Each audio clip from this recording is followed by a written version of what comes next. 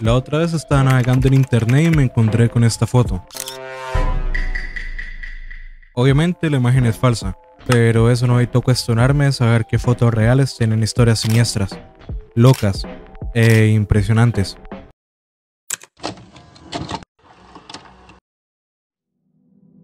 Leonid Rogozov nació el 14 de marzo de 1934 en Chitá, una ciudad de Siberia. Desde pequeño, Leonid estuvo marcado por la violencia, la cual conocería con tan solo 9 años al perder a su padre durante la Segunda Guerra Mundial. Leonid siempre deseó haber ayudado a su padre, por lo que desde joven mostró interés en la medicina, ámbito que la apasionaba por la posibilidad de salvar vidas, y que afortunadamente terminaría ejerciendo graduándose como médico en 1959. Sin embargo, su habilidad hizo que sobresaliera poco a poco entre los demás médicos. Esto causó que más tarde, en 1960, fuera invitado a una expedición antártica que la Unión Soviética había estado realizando regularmente. Ahora, para este punto quizá podrías pensar que estas expediciones se hacían con fines científicos, ¿verdad? Pues no era realmente así. Estos viajes tenían como objetivo marcar la presencia de los países soviéticos en la Antártida. El mismo Leonid sabía esto, pero sin embargo terminó aceptando. Y en septiembre de 1960 llega a la Antártida junto a 3 investigadores más. Cada uno de estos investigadores era experto en su área, pero había un problema. Y es que de todos solo había un médico, es decir, Leonid, lo que significaba que sin él la misión podría ir mal. Pues bien, cuando toda esta gente llega a la Antártida se fascinan por los animales y el ambiente que hay. De hecho, el más emocionado de todos era Leonid. Sin embargo, esta felicidad le iba a durar poco. Y es que aunque él no lo sabía todavía, pronto todo iba a cambiar para mal. Adelantémonos unos meses. Ya era abril de 1961 y el equipo seguía en la Antártida. Sin embargo, poco a poco fueron notando cómo Leonid se desanimaba cada vez más. De un momento a otro, Leonid empezó a tener náuseas, fiebre, vómitos y otros síntomas. Pero de todos estos, el que más le preocupó fue un dolor en el lado derecho del abdomen. Ahora bien, estos síntomas empiezan a partir del 29 de abril y solo un día después Leonid se da cuenta de algo perturbador. Pues bien, resulta que cuando Leonid trabajaba de médico residente había tratado varios casos de apendicitis. De hecho, ya era un experto para diagnosticar y operar este tipo de afección, por lo que con toda esta experiencia encima no se le hizo difícil saber qué era lo que estaba padeciendo. Y sí, Leonid se autodiagnostica apendicitis. ¿Pero qué es esto? Pues bien, para quien no lo sepa, la apendicitis es la inflamación del apéndice, un órgano que se encuentra en el intestino grueso, y la forma más común de curarlo es extirpando el apéndice, ya que de lo contrario el órgano podría explotar e infectar internamente al cuerpo, lo que inevitablemente causaría la muerte. El problema es que, como dije antes, Leonid era el único médico aquí, y para empeorar las cosas tampoco podía viajar por ayuda. Esto debido a que la base Mirny, que era la más cercana, estaba a más de 3.000 kilómetros de distancia, por lo que obviamente iba a morir antes de llegar allí.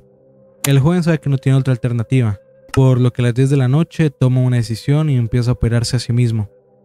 Leonid se inyecta anestesia en el abdomen y empieza a cortar. Mientras lo hace, va destruyendo a algunos compañeros para que le pasen las herramientas que necesita. Ahora, en medio de la operación, Leonid comete un error y daña su propio intestino. Aquí es cuando uno de sus compañeros toma esta foto. En la foto podemos notar cómo Leonid está con una apertura en el estómago, mirando poco a poco cómo empieza a perder sangre. Pues bien, esta pérdida de sangre es la que ocasiona que Leonid empiece a sentir debilidad general. Sin embargo, cose rápidamente el corte que se hizo y descansa por unos minutos. El tiempo va pasando y después de 2 horas finalmente se extirpa su propio apéndice. Y antes de empezar a cerrar la herida le toman esta otra foto. La operación había terminado y todo salió bien. De hecho, con tan solo 2 semanas de descanso el hombre volvió a sus tareas normales. Y finalmente en octubre de 1962 terminó la expedición regresando a casa. Toda esta historia hizo que Leonid fuera reconocido por la Unión Soviética, haciendo que se volviera una leyenda. De hecho, hoy día algunos investigadores se operan del apéndice antes de ir a la Antártida, y todo con el fin de evitar que le suceda lo mismo que a Leonid. Lamentablemente, Leonid Rogozov perdió la vida en el 2000, a la edad de 66 años, pero su historia quedó inmortalizada con estas fotografías. Esta historia es demasiado loca, pero la siguiente fotografía es mucho más turbia. Mary Reeser nació el 8 de marzo de 1884 en Pensilvania. Ahora, de su vida no se sabe mucho. Lo único que se conoce es que en algún momento de su juventud conoce a un médico llamado Richard Reiser, con quien más tarde se casaría, teniendo un único hijo que compartiría tanto la profesión como el nombre de su padre. Ahora, todo iba bien con la vida de Mary hasta que en 1947 su marido pierde la vida a la edad de 72 años. Y por si fuera poco, su hijo se había ido de casa hace ya algunos años para vivir en San Petersburgo, por lo que estaba afrontando el luto completamente sola. Esta soledad ocasiona que 4 años después, en 1951, se mude a la misma ciudad donde vivía su hijo, y así tratar de evitar más tiempo sola. Ahora, Mary llega a este apartamento de 5 espacios, pero solo 2 de estos están ocupados, uno por Mary y otro por la casera del lugar llamada Pansy Carpenter. Ahora, Pansy y Mary se hicieron muy amigas. De hecho, ya era común para la casera escuchar la radio que Mary encendía desde temprano. Inclusive le llevaba el correo regularmente hasta la puerta de su casa por la confianza que se tenían. Hasta este momento todo estaba yendo bien para la vida de la mujer. Sin embargo, el 2 de julio de ese mismo año todo iba a cambiar para mal. ¿Pero qué fue lo que pasó? Pues bien, a las 5 de la mañana de ese día, Pansy se despierta por un olor fuerte, similar a algo quemándose. Esto hace que se asuste y salga del apartamento para buscar la fuente del mismo. Rápidamente se acuerda que en esos días una bomba eléctrica del garaje estaba dando problemas. Pansy cree que este era el origen del olor, por lo que vuelve a su apartamento y se prepara para empezar su día. Sin embargo, aquí nota algo raro, y es que el radio que normalmente Mary encendía no estaba sonando. Esto se le hace muy extraño, pero no le presta mucha atención y sigue con sus actividades. Alrededor de las 8 de la mañana, Pansy va por el correo, lo toma y se lo va a llevar a Mary. Pero en el camino se encuentra con un repartidor de Western Union que tenía un telegrama para alguien. Cuando Pansy le pregunta para quién es, este le contesta que es para Mary Reiser, por lo que la casera le cuenta que justo en ese momento ella debe ir a entregarle el correo a la mujer, y se ofrece a llevar el telegrama por él.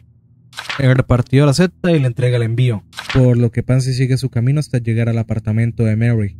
Ahora, aquí Pansy se da cuenta que la radio de la mujer seguía sin sonar, por lo que toca la puerta pero no tiene respuesta. Sin embargo, se da cuenta de algo extraño. Resulta que la puerta estaba sin llave, por lo que Pansy es capaz de abrirla y entrar rápidamente al apartamento. Ahora, una vez dentro, se percata de un fuerte olor a quemado, similar al que había percibido unas horas antes. Pansy sigue este olor hasta que se encuentra con una puerta chamuscada, y una vez que entra, se encuentra con una escena perturbadora. Ahora, esto que ve Pansy hace que grite muy fuerte por ayuda, y afortunadamente 2 pintores que estaban trabajando cerca oyen el grito y corren para ayudarla. Una vez que los pintores llegan, calman a Pansy y entran al apartamento, pero no tardan mucho para darse cuenta por lo que Pansy había gritado. Ahora, esto que vieron es tan extraño y tan inexplicable que llaman a la policía. Una vez que las autoridades llegan, revisan la escena, y aunque al principio no se explican lo que pasó, rápidamente lo asocian a una combustión espontánea. ¿Pero qué es esto? Pues bien, para quien no lo sepa, la combustión espontánea es un fenómeno muy raro, el cual es capaz de provocar llamas de la nada a cualquier cuerpo, esté vivo o no. En el ser humano este fenómeno es todavía peor, porque cuando entramos en contacto con el fuego nuestra grasa corporal se derrite, haciendo que sea absorbida por la ropa que usamos. Ahora, una vez que la ropa absorbe la grasa derretida, se vuelve todavía más propensa a incendiarse, lo que provoca que en ciertas ocasiones el fuego solo se extinga cuando no quede nada o casi nada de nuestro cuerpo. Esto se conoce como el efecto mecha, y es una de las explicaciones que se le da a la combustión espontánea. Ahora, la muerte de Mary normalmente se asocia a este fenómeno, pero eso no quita que hayan habido teorías sobre qué fue lo que realmente le pasó. Una de ellas, y la que me perturba más, es la siguiente.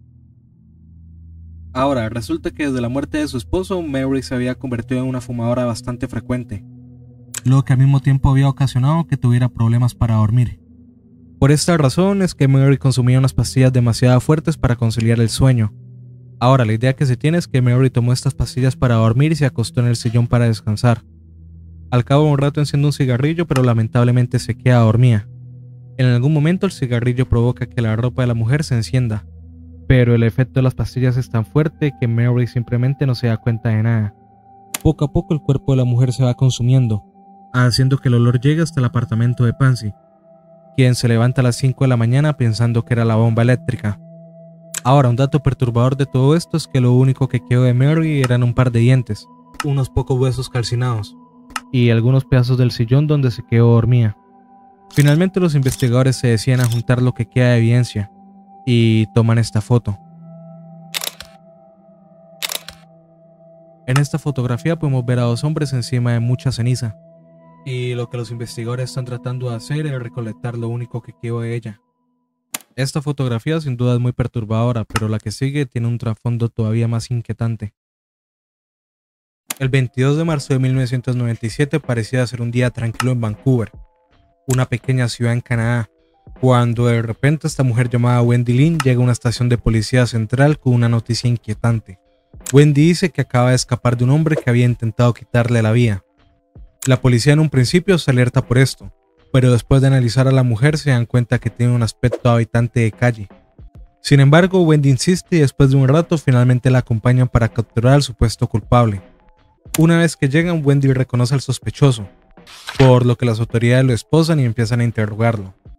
Lo que nadie sabía en ese momento es que estaban frente a la asesino en serie más grande en la historia de Canadá. Pero, ¿quién era este tipo? Retrocedamos unos años. Robert William Picton nace el 24 de octubre de 1949 en Port Coquitlam, una pequeña ciudad canadiense. La familia de Robert se dedicaba a la crianza y sacrificio de cerdos.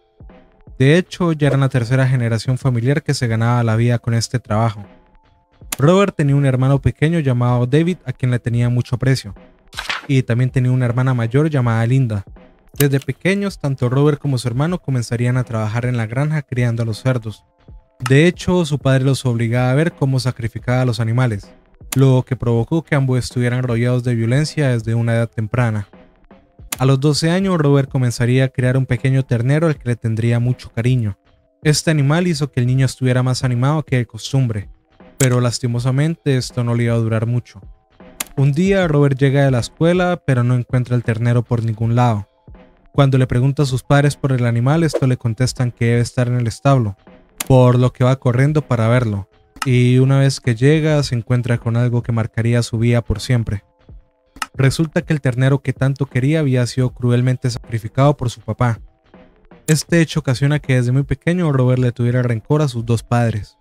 Ahora, después de unos años, en 1963, Robert finalmente deja la escuela y empieza a trabajar cortando carne, hasta que 7 años después se decide a trabajar tiempo completo en la granja.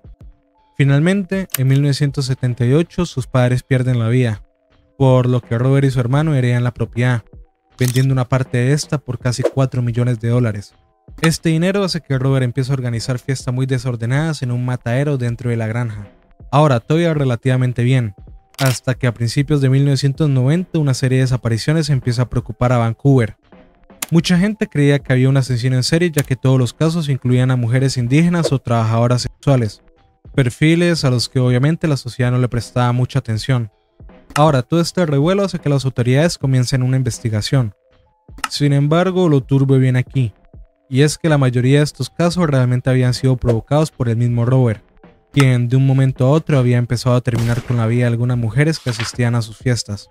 No se sabe realmente la razón del por qué el hombre empezó a hacer estas acciones, pero lo que sí se sabe es que Robert no tenía un patrón a la hora de terminar con la vida de sus víctimas. Es decir, usaba desde martillos y vidrios hasta armas de fuego. Incluso algunas veces usaba estos ganchos donde colgaba a los cerdos para mantener a sus víctimas. Ahora, acá hay un dato perturbador de todo esto, y es que como dije antes, Robert se había vuelto increíblemente bueno criando los cerdos, a tal punto que se percató que estos animales eran capaces de tragar y masticar hueso, por lo que para deshacerse de sus víctimas solía usar una procesadora de carne, y una vez que el cuerpo de estas estuviera troceado, lo lanzaba a los cerdos, haciendo que estos terminaran con lo poco que quedaba de las pobres mujeres. Otro dato siniestro es que se dice que esta carne era mezclada con la de cerdo, y más tarde era vendida al público por el mismo Robert, lo que significa que muchas personas consumieron trozos humanos sin saberlo. El tiempo va pasando y finalmente en marzo de 1997 una de sus víctimas, Wendy Lynn, escapa y llega con las autoridades, quienes capturan a Robert y le preguntan por lo sucedido.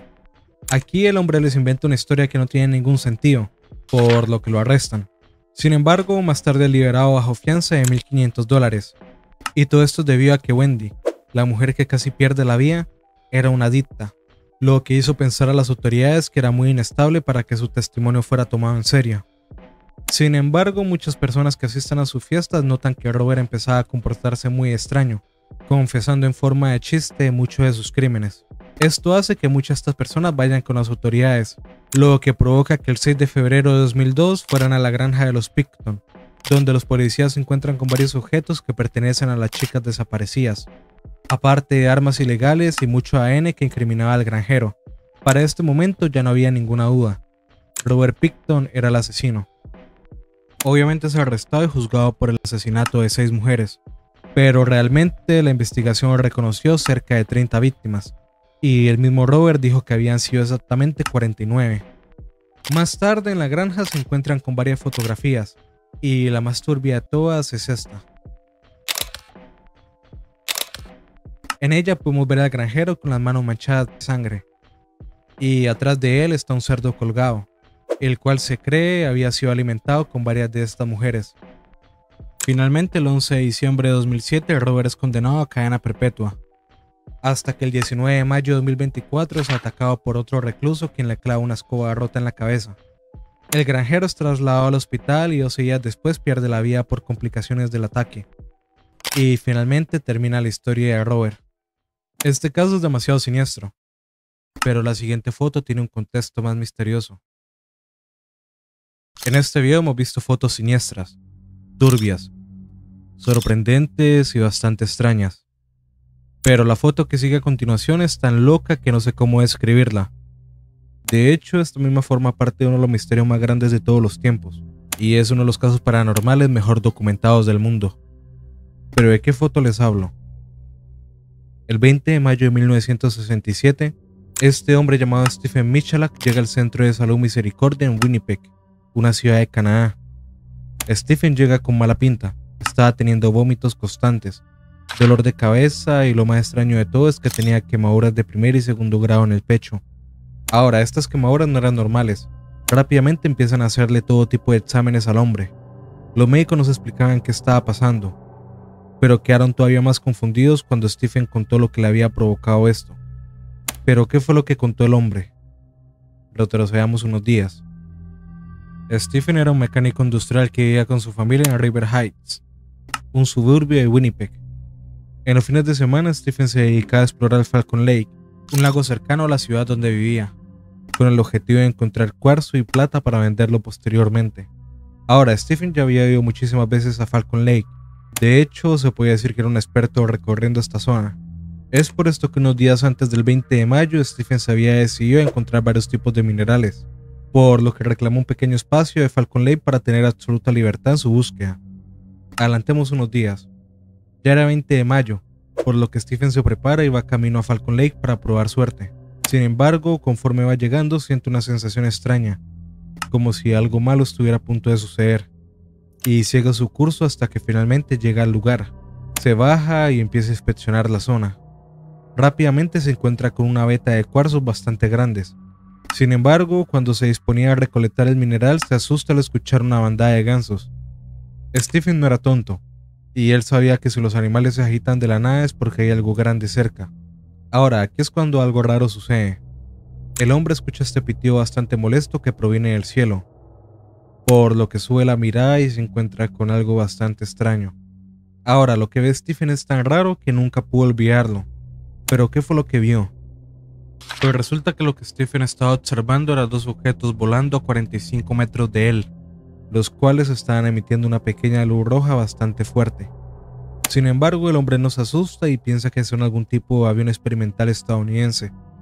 Después de un tiempo, uno de los objetos se va volando, y el otro simplemente aterriza tomando una forma de disco. Aquí es cuando el hombre se percata que el objeto no se movía para nada, por lo que aprovecha y le hace un dibujo. Otra cosa loca que nota Stephen es que esta nave carece de intersecciones. De un momento a otro, la nave pasa de tener un color grisáceo a uno completamente rojo. El hombre piensa que habían humanos dentro de la nave, por lo que se intenta comunicar con ellos hablando en inglés, alemán y polaco, pero no recibe ninguna respuesta.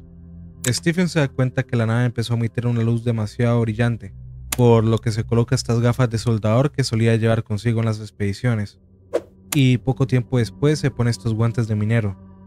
Poco a poco Stephen se va acercando a la nave, y una vez que está al lado de ella intenta tocarla, pero rápidamente se percata que los dedos de sus guantes empiezan a derretirse. Stephen se sorprende por esto, pero es en este momento cuando la nave se da vuelta, abre una ventanilla donde sale una cuadrícula de agujeros y lanza una ráfaga de gas caliente que golpea el pecho de Stephen. Esto hace que el hombre caiga al piso mientras su franela se incendia, por lo que se la quita mientras observa cómo el objeto escapa rápidamente. Stephen se levanta e instantáneamente empieza a vomitar. Sin embargo, se las arregla para ir caminando hacia su casa. Una vez Stephen llega, va al centro de salud Misericordia, donde lo atienden y le revisan. Sin embargo, no encuentran explicación. Una vez que Stephen les cuenta la historia a los médicos, no saben qué pensar, por lo que le toman esta foto. En la imagen podemos ver al hombre recostado en una camilla, y efectivamente tenía varios signos de quemadura marcados en el abdomen.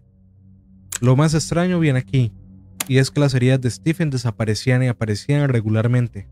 Es decir, nunca se curó realmente de lo que esa cosa le hizo. Poco después del incidente se inició una búsqueda en el lugar de los hechos, y se encontraron con varios objetos con altos niveles de radiación. Lastimosamente, Stephen falleció en 1999, y según se informa, seguía creyendo que lo que vio era un avión experimental, aunque tampoco descartó que fuera algo de otro mundo. Sin duda este caso es demasiado misterioso, pero ahora vamos con la última foto. Los Rockefeller es un apellido lleno de prestigio, poder y muchísimo dinero. Es por eso que es difícil imaginar que a Michael Rockefeller, un miembro de la cuarta generación familiar, le pasaría algo tan siniestro como lo que veremos a continuación. Michael nació el 18 de mayo de 1938 en Nueva York. Era hijo de Nelson Rockefeller, un político muy famoso que más tarde llegaría a ser vicepresidente de Estados Unidos. Desde temprana edad, Michael mostraría ser bastante explorador e inteligente, y a medida que pasaba el tiempo, la actitud curiosa de Michael solo aumentaba, por lo que de grande decidió estudiar antropología en Harvard, graduándose con honores. Michael sabía que unos años atrás, en 1954, su padre había fundado el Museo de Arte Primitivo en Nueva York, por lo que no tuvo mejor idea que hacer varias expediciones a algunas partes del mundo para coleccionar piezas únicas. Todo iba bien en la vida de Michael, hasta que en 1960 era reclutado para hacer una expedición en la región Asmat de Nueva Guinea, por lo que acepta y viaja hasta la zona. Aquí Michael conoce a la tribu Asmat, la cual tenía una particularidad, y es que solían hacer artesanías manuales que obviamente Michael intentaría obtener por cualquier medio. Michael poco a poco empatiza más con esta gente, al punto de agarrarles cariño por las costumbres y tradiciones que tienen. Sin embargo, ya tenía que volver a Nueva York, por lo que se despide y llega a casa. Pero una vez que está en Nueva York se acuerda de las experiencias tan buenas que tuvo en Nueva Guinea, por lo que organiza un viaje para volver. Ahora, antes de seguir con la historia, debo explicarles algo. Y es que para ese entonces Nueva Guinea era parte de Holanda, por lo que si Michael quería volver a visitar a la tribu Asmat debía hacerlo junto a un antropólogo holandés. Este antropólogo sería René Wassink, quien en septiembre de 1961 llegaría con Michael a la región Asmat. Ahora, en este viaje Michael intentó por todos los medios tener más cercanía con la tribu, por lo que solía hacer muchos viajes entre aldeas. Todo iba bien para Michael, pero lastimosamente en uno de estos viajes todo estaba a punto de cambiar para mal. ¿Pero qué fue lo que le pasó? Pues bien, el 17 de noviembre de ese año Michael y René iban junto a dos guías Asmat en una canoa.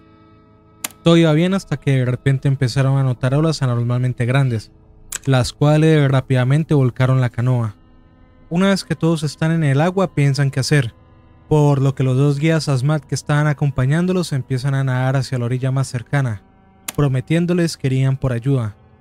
Sin embargo, las horas van pasando, y así se cumplen 2 días desde que la canoa se hundió. Michael ya estaba desesperado, y le dice a René que podía llegar hasta la orilla, por lo que sin pensarlo 2 veces empieza a nadar. René se queda mirando a Michael, y después de media hora finalmente lo pierde de vista. Adelantemos unas horas. Finalmente el 20 de noviembre había llegado, y cuando René estaba a punto de perder toda esperanza, llegan varias personas para ayudarle. Una vez que lo rescatan le preguntan por Michael, y aquí es cuando todos se dan cuenta que Michael Rockefeller estaba perdido. La noticia se hace conocida internacionalmente, por lo que Nelson Rockefeller, su padre, viaja hasta Nueva Guinea con la esperanza de encontrar a su hijo. Sin embargo, varios días pasan y no son capaces de encontrar al joven. Ahora lo turbio viene aquí, y es que hasta el día de hoy no se sabe a ciencia cierta qué fue lo que le sucedió a Michael. Sin embargo, esto mismo es lo que ha creado varias explicaciones de lo que le pudo haber pasado. Por ejemplo, la idea que se tenía en un principio es que Michael simplemente se ahogó nadando hasta la orilla. Por si fuera poco, todas las aguas de la zona del hundimiento estaban repletas de cocodrilos y tiburones, por lo que también se cree que pudo haber sido devorado por estos. Esta idea era en la que creía la familia Rockefeller, pero un año después de todo este revuelo pasó algo que hizo tener dudas a todos. Resulta que en 1962 un par de misioneros holandeses fueron a Osjanep, un pueblo cercano donde se hundió la canoa de Michael, y una vez que estuvieron allí preguntaron sobre lo que le había pasado al joven. Sin embargo, la respuesta que recibieron los dejó con la boca abierta. Pues bien, resulta que según los testigos, Michael había llegado a la orilla del pueblo donde fue encontrado por los Asmat. Sin embargo, los Asmat de este pueblo no conocían a Michael, por lo que pensando que era un holandés decidieron terminar con su vida. ¿Pero por qué hicieron esto? Pues resulta que unos años atrás varios holandeses habían llegado a ese pueblo acabando con la vida de varios miembros de la tribu, ocasionando que los Asmat tuvieran un resentimiento hacia estas personas. Por eso es que cuando vieron a Michael pensaron que era uno de ellos, haciendo que tomaran justicia por mano propia, acabando con la vida del joven. Sin embargo, esto no es lo peor, pues resulta que la tribu Asmat solía cometer canibalismo, así que según varios testigos, después de matarlo se lo comieron, dejando tan solo un par de huesos de él. Ahora, esta explicación podría sonar loca en primer lugar, pero tan solo un año más tarde, en 1963, un patrullero llamado Wim van de Wol viajó hasta Asmat para tener sus propias conclusiones, y sorprendentemente coincidió con la de los dos misioneros. Con esto podríamos decir que el caso está cerrado, ¿no? Pues no es tanto así. Resulta que un periodista llamado Bill Machlin viaja a Nueva Guinea después de 6 años para dar una respuesta definitiva al caso de Michael. Una vez que está aquí, graba varios videos con el objetivo de analizarlos. Sin embargo, también concluye que Michael había sido asesinado y posteriormente comido por la tribu. Así que nunca publica los videos que grabó. Todo iba bien hasta el año 2008, cuando este cineasta llamado Fraser Heston tiene intenciones de hacer un documental de Michael Rockefeller. En su búsqueda por información encuentra las cintas que Bill Machlin había grabado en Asmat. Rápidamente empieza a ver los videos, pero se asombra por lo que ven unos pocos instantes de uno de ellos. Ahora, esto que descubre es tan sorprendente que toma una fotografía y la analiza. ¿Pero qué fue lo que vio Fraser? Pues bien, esta es la foto que tomó. En ella podemos ver a varios miembros Asmat encima de una canoa grande, y entre todos ellos destaca una figura de piel blanca, barba rojiza y lo que parecen ser un par de gafas. Una figura sin duda muy parecida al mismísimo Michael Rockefeller. Si quieres ver más casos como este, aquí te dejo estos videos.